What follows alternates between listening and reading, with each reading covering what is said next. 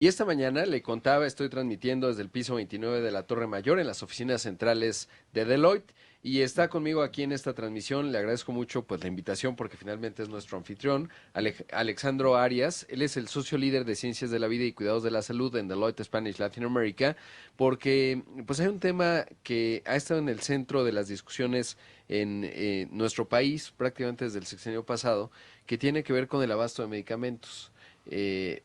Distintas fórmulas. Yo creo que podríamos ser, se puede escribir un libro básicamente de toda la experiencia que se dio en el sexenio pasado, pero vamos arrancando ahora un nuevo sexenio, hay cambios, y con eso te preguntaría primero, y bueno, agradecerte, ¿cuáles son los retos que estamos viendo hoy en la cadena de suministro y sobre todo en qué estatus estamos? Bueno, si nosotros pensamos en la cadena de suministro, partimos del proceso de planeación. En ese proceso de planeación, uno de los retos que tenemos es que hoy no se hace de manera tan ágil. Tendría que ser con mucho más tiempo. ¿Por qué? Por dos razones. La primera es la demanda cambia a lo largo del tiempo, uno. Dos es no dependemos únicamente de productores nacionales, sino productores internacionales y de compras internacionales, lo cual hace que los productos se movilicen a un país u otro, first in, first out, ¿no? Básicamente. El segundo reto yo creo que tenemos está en la parte de la distribución. Una vez que ya nosotros tenemos los medicamentos, que ya hay medicamentos, entonces es cómo los llevamos al punto final. Tenemos dos retos en ese sentido. El primer reto que tenemos es esa comunicación que debe haber entre el punto final y la distribución. Y el segundo es que se mantenga la cadena, porque como tú sabes hay productos que por su complejidad tienen características particulares para su distribución. Y finalmente, y yo creo que tampoco hay que dejarlo atrás, es la innovación es muy importante. Entonces, cuando tú tienes acceso a la innovación, eso te permite enfrentar las enfermedades que son de mayor complejidad o de mayor costo. Entonces, el acceso a esa innovación también es un reto que tenemos. Claro. Y en ese contexto, ¿cuáles son, digamos, a nivel internacional esas mejores prácticas que se pueden ver? Porque como ya decía yo, se intentaron distintas fórmulas. Somos un país grandote con ciertos grados también de un sistema de salud, pues de los más grandes del mundo por el volumen de población que se atiende. Obviamente es incomparable con un país como India o China.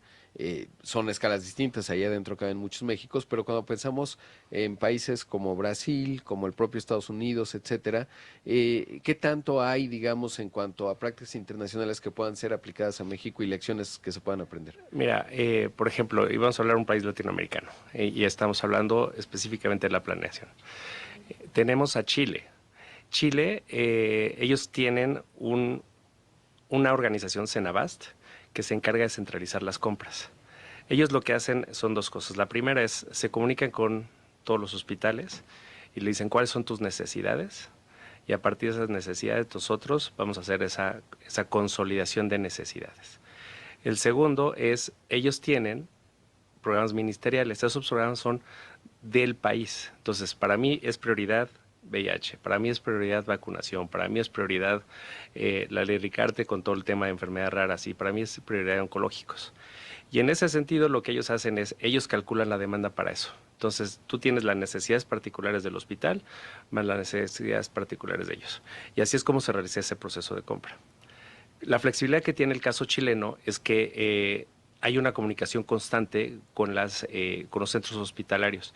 Entonces, eso permite modificar la demanda de acuerdo a la utilización de los medicamentos que se tiene. Se hace con anticipación y eso garantiza que en el tiempo los hospitales tengan los medicamentos que requieren, porque a veces si nosotros lo hacemos centralmente y sin preguntar, a veces tal vez estoqueamos estoqueamos al hospital, ¿no? A los almacenes de los Y como son hospitales. recursos limitados, pues quiere decir que si tienes un inventario que no necesitas, en otra parte te falta o Exacto. otra clase de medicamento o ese medicamento en otra geografía, que eso es importante y es en donde la planeación central cuando es central, pues tiene que ser muy cuidadosa en términos de recibir retroalimentación pues de todas las partes, ¿no? De otra forma hay errores muy básicos que en el caso de medicamentos pues son dramas, porque una persona que tiene un tratamiento, si de por sí hay un reto en el sector médico de que los pacientes sigan el tratamiento, cuando no hay el medicamento, pues rompe esa cadena y se muere todo el esfuerzo y todos los recursos invertidos. Ya no hablemos obviamente de la dimensión personal de una familia que de repente pues no tiene el medicamento. Sí, y el segundo reto es, ¿quieres el medicamento o quieres el tratamiento? Claro. Porque, por ejemplo, si tú eres un paciente crónico, no solo es un tratamiento. Entonces, el objetivo es importante. Entonces, cada entidad hospitalaria dice, a ver, yo tengo pacientes de este tipo. Y entonces, ¿cuál es el tratamiento que yo le voy a dar y la cantidad de medicamentos o la mezcla de medicamentos que yo necesito? Que es muy distinto hacer una compra de cajas a hacer una compra por tratamientos integrales alrededor de una enfermedad. Entonces yo creo que esas otras cosas, y eso en Alemania, por ejemplo, lo hacen muy bien, porque justamente allá está totalmente descentralizado, allá no hay una consolidación. Y entonces los hospitales dicen, bueno, yo tengo este tipo de pacientes con estas patologías, entonces yo necesito este tipo de tratamientos, y es como hacen las compras para garantizar que se tenga el tratamiento integral. ¿Y sería factible descentralizarlo tipo Alemania? Porque obviamente, y digo, el gran elefante en el cuarto en esta discusión, pues tiene que ver con la corrupción, que en el sector farma de repente no ocurre solamente en México, pero obviamente lo hemos visto acá. Qué tan factible sería descentralizar o no? Realmente el caso México no lo... No, yo creo que, a ver, históricamente antes se hacía un proceso descentralizado consolidado. O sea, tenías la descentralización, se le preguntaba a las entidades médicas cuáles eran las medicinas que requerían y el IMSS realizaba la compra consolidada. Entonces, se debe de seguir haciendo, pero yo creo que, el enfoque debe ser, ¿cuál es el objetivo que tú tienes como país? En el Plan México dice, para mí es importante reducir la diabetes o todo el tema cardiometabólico y la parte oncológica. Entonces, como país, tenemos ese objetivo. Entonces, es entidad médica, hay que hacer esas compras de una manera como un tratamiento integral y no solo como cajas, ¿no? Eso es lo primero. Lo segundo, debe haber esta comunicación entre un almacén central y el almacén de las diferentes instituciones de salud. ¿Por qué? Porque si no, entonces, ¿qué es lo que pasa? Nos quedamos con stock y entonces en otro lado no lo tenemos y básicamente perdimos una oportunidad, ¿no? Porque Claro. también del otro lado hay alguien que nos está atendiendo. Sí, por supuesto. Y el tercer punto yo creo es la parte de la distribución. O sea, ahorita estamos hablando de almacén 1, almacén 2, ¿no? Y que se están comunicando. Pero la distribución última milla es también súper importante. El caso de Tailandia. En el caso de Tailandia lo que hacen es que ellos no permiten a los hospitales tener más de 3 meses de stock de medicamentos.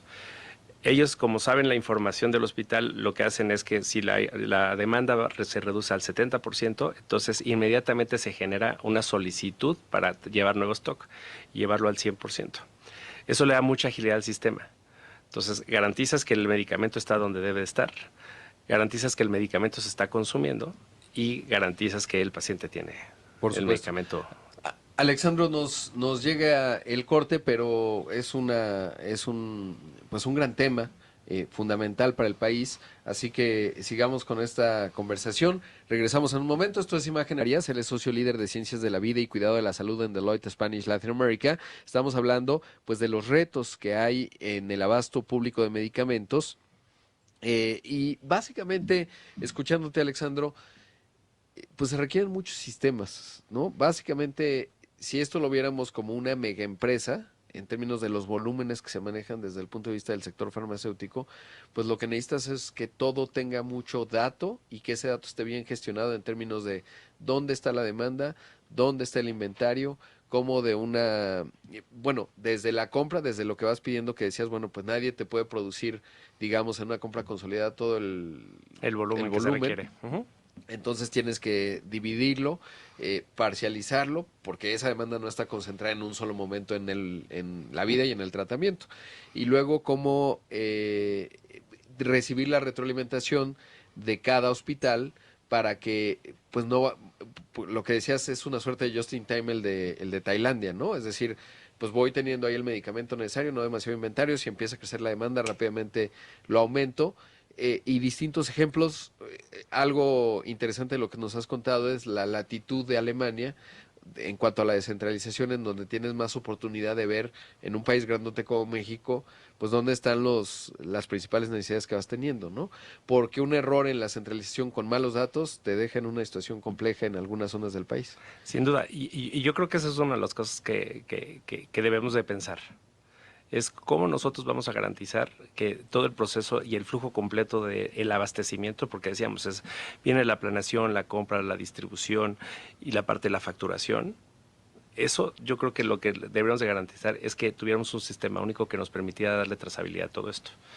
Eh, por otro lado, también nosotros lo que debemos pensar y es en la parte de la innovación.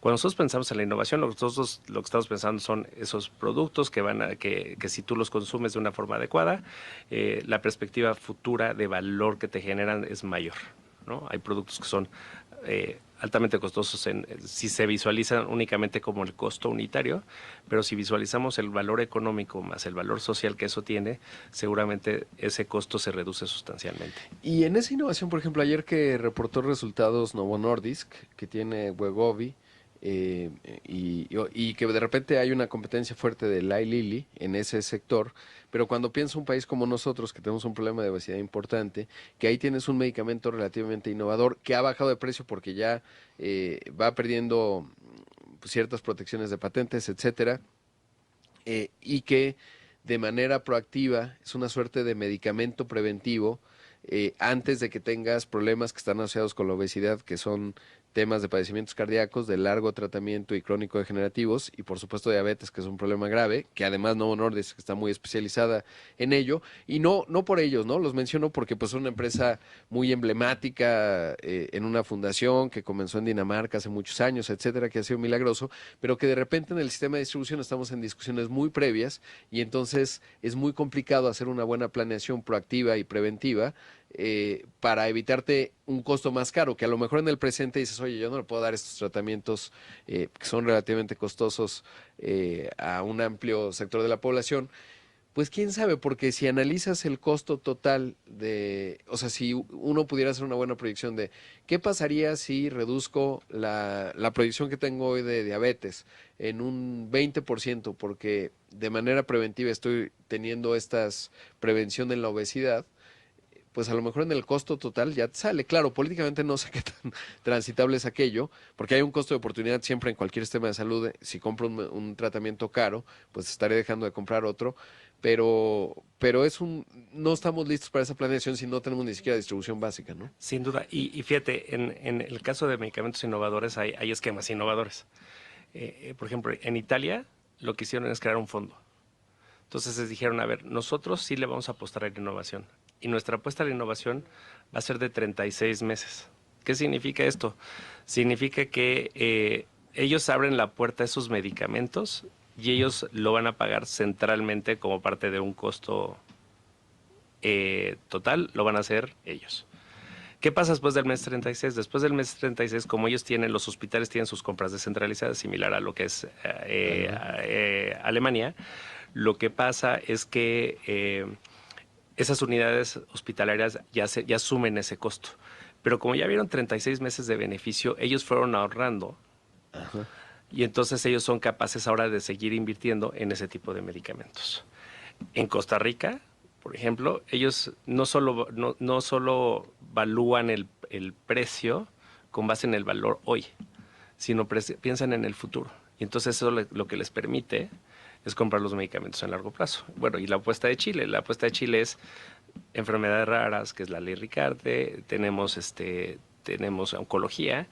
Ellos le están apostando a que ellos van a gastar en la parte de innovación, porque en el largo plazo eso va a tener algún efecto. Entonces, hay retos. Claro, y generas incentivos además interesantes para que traigas investigación, ¿no? Al país, que ese es o sea, porque como esto está avanzando mucho hacia el tema genético y hay diferencias genéticas, no es lo mismo pues la genética europea que la de Estados Unidos, que bueno, es un país grande y diverso, y necesitas pues más data específica al paciente mexicano, y eso lo puedes incentivar si están los recursos porque se va a materializar la demanda, ¿no? Es decir, en términos de las farmas, que es una discusión que tiene. No, totalmente. Y bueno, a ver, la MIF lo dijo. Vamos a incrementar hasta $2,000 millones la inversión en R&D.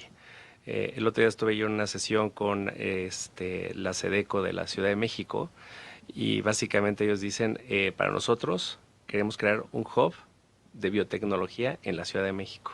¿Qué significa? O sea, todo el mundo estamos viendo esa gran oportunidad que hay, porque además si pensamos ahora desde el punto de vista económico, si tú creas un hub biotecnológico en la Ciudad de México, imagínate los salarios cómo se van a incrementar. O sea, tú ves un biólogo hoy ganando normal y ves un biólogo en Boston. O sea, la diferencia es brutal en temas de salario. Claro, es la especialidad.